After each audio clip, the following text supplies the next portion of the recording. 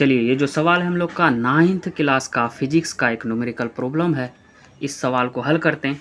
चलते हैं, देखते हैं क्या दिया हुआ है। तो दिया हुआ है, अब्दुल गाड़ी से स्कूल जाने के क्रम में औसत चाल को 20 किलोमीटर पर घंटा पाता है। ठीक है, ये मान लिए कि अब्दुल है, ये है अब्दुल। अब्दुल केस 1 में वो पाता है कि हम लोग को दूरी पता नहीं है, 20 किलोमीटर पर, उसी रास्ते से लौटने के समय वहाँ भीड़ कम है और औसत चाल 40 किलोमीटर पर घंटा है। अब्दुल की इस पूरी यात्रा में औसत चाल क्या है? तो चूंकि हमको दूरी पता नहीं, मान लेते हैं, माना कि रास्ते की कुल लंबाई, रास्ते की लंबाई, कुल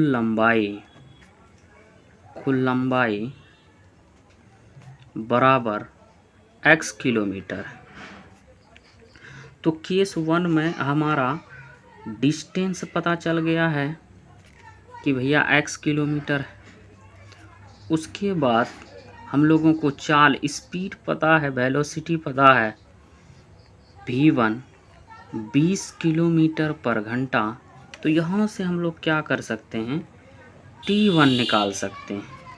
तो समय का फार्मूला होता है दूरी बट्टा चाल, दूरी बट्टा चाल। ये दूरी है, ये समय है, तो x बाई 20 आवर। अब केस 2 में जो है कि S2 उधर से वापस आ रहा, 20 किलोमीटर पाता, उसी रास्ते से लौटने के समय वहाँ भीड़ कम है और औसत चाल 40 किलोमीटर पर घंटा हो रहा। भीड़ कम है तो स्पीड बढ़ा दे रहा है। तो दूरी तो वही फिर से जो है कि x किलोमीटर दूरी ही तय करेगी, लेकिन स्पीड इस बार थोड़ा ज़्यादा कर दे रहा है। ज़्यादा क्या हो जा रहा है कि 20 से 40 किलोमीटर पर घंटा की स्पीड से वो लौट रहा है। तो यहाँ पे हम लोग निकाल लेते हैं t2। तो समय का फार्मूला तो वही दूरी बट्टा चाल होता है, S2 बाई V2। तो उसके बाद S2 का तो वैल्यू भैया x से ही, x बट्टा 40 आवर। अतः अब्दुल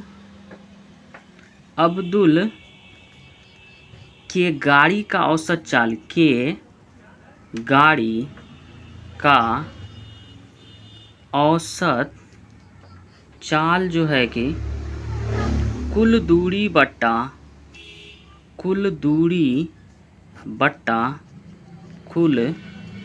समय।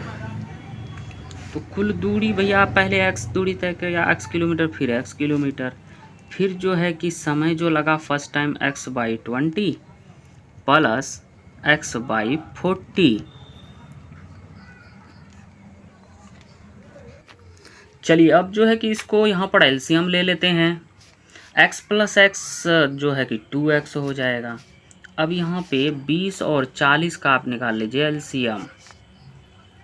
तो 2 से 10 बार में, 20 बार में, 2 से 5 बार में, 10 बार में, 5 से 1 2, तो 5 दूनी 10, 10 दूनी 20, 2 दूनी 4, 5 20 दूनी 40, 40।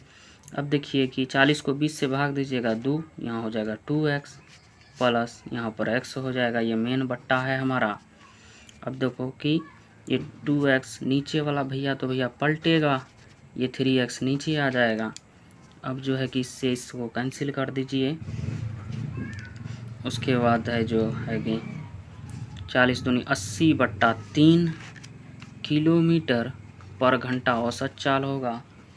उसके बाद आप क्या कर लीजिए, इसको अगर भाग कीजिएगा तो भाग भी दे सकते हैं। 3 से 3 दूनी 6, 2 0, 3 छक्के 18, तो 26.2/3 किलोमीटर पर घंटा। यही जो है कि इसका औसत चाल होगा। तो इस प्रकार के सवाल को इस तरीके से बनाया जाता है।